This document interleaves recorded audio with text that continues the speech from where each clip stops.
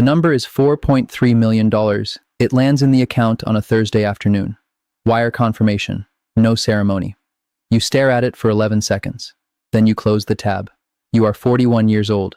You have spent 17 years building toward this moment. A partial liquidity event, a secondary sale, clean capital, real money, yours. Your attorney calls at 4:47. He says, congratulations. He also says, don't spend it yet. You laugh. He doesn't.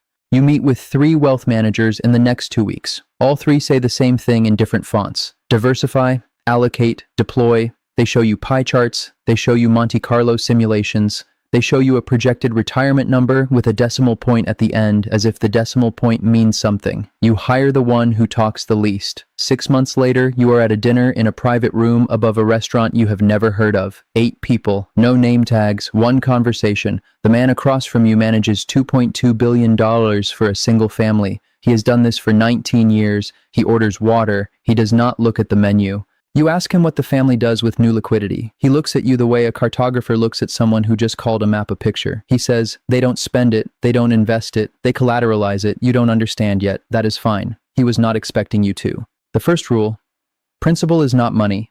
Principal is infrastructure.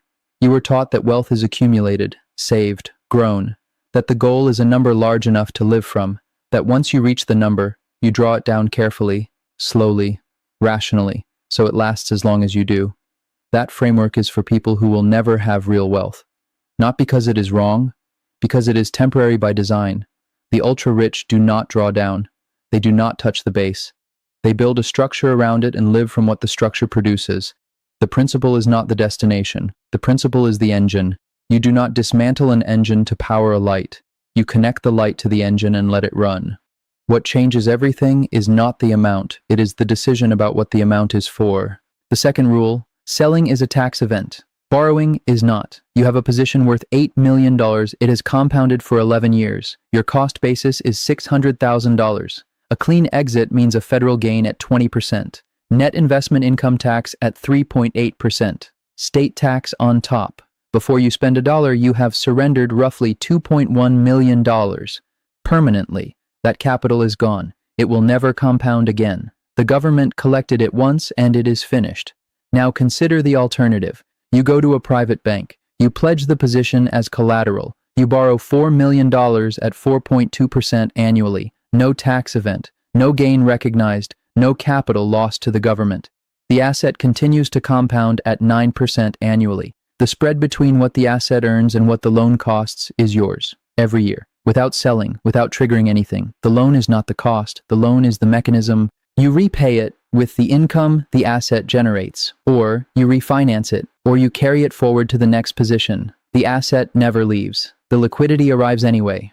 This is not a loophole, it is architecture, and the wealthy did not invent it. They simply refuse to stop using it. The third rule, death is a tax strategy. You hold an asset for 40 years. It appreciates from $200,000 to $14 million. The embedded gain is $13.8 million. You die holding it. Your heir receives it, not at your cost basis, at the fair market value on the date of your death. The entire gain disappears. The IRS never sees it, not deferred, gone. This is called the stepped-up basis. It is written into the tax code. It is not hidden. It is simply used by the people who know it exists and ignored by everyone else. The ultra-rich hold because the exit is not a sale. The exit is a transfer, and the transfer eliminates the gain that took 4 decades to build. You are not deferring the tax. You are engineering its disappearance. The fourth rule. An asset alive is categorically different from cash. Cash is inert. It sits. It erodes. Inflation takes 3% annually.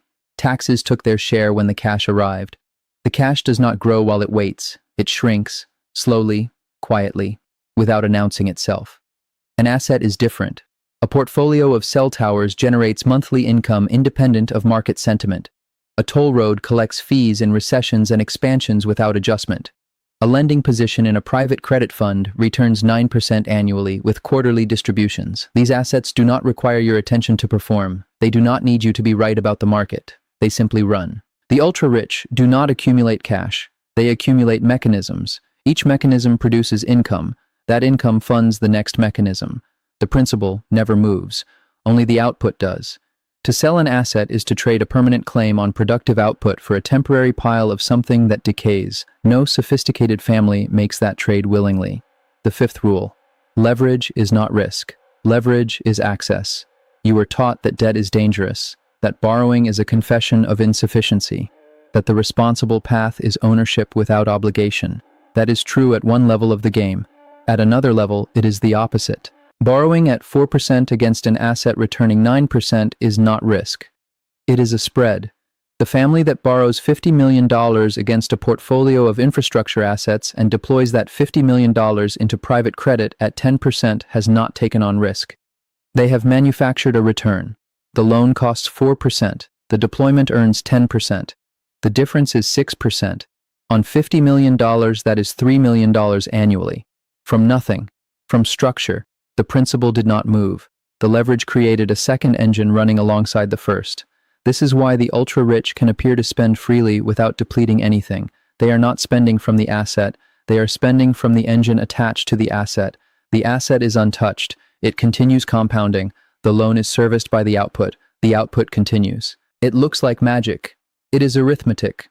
The sixth rule. The ones who understand this build it once. Then they never have to rebuild it again. Most people optimize for the year, for the bonus, for the exit, for the number that ends the sentence. They work toward a moment of arrival. They picture the day the number is large enough to stop. The ultra-rich are not working toward arrival. They built a machine and stepped inside it. The machine does not stop when they do. It does not depend on their hours or their attention or their decisions. It runs, it compounds, it generates, it transfers. There is no exit because there is no need for one. You leave the dinner late. The man who manages $2.2 billion is still at the table. He is not checking his phone. He is not calculating anything. He is simply sitting inside something that is already working. You walk out into the city. The $4.3 million is still in the account, untouched, waiting. You are beginning to understand what it is for. It is not for spending. It is not for saving. It is for building something that will still be running long after you are gone. The terminal blinks. The market opens. Somewhere, a position compounds quietly in the dark. No one is watching. No one needs to. That is the point.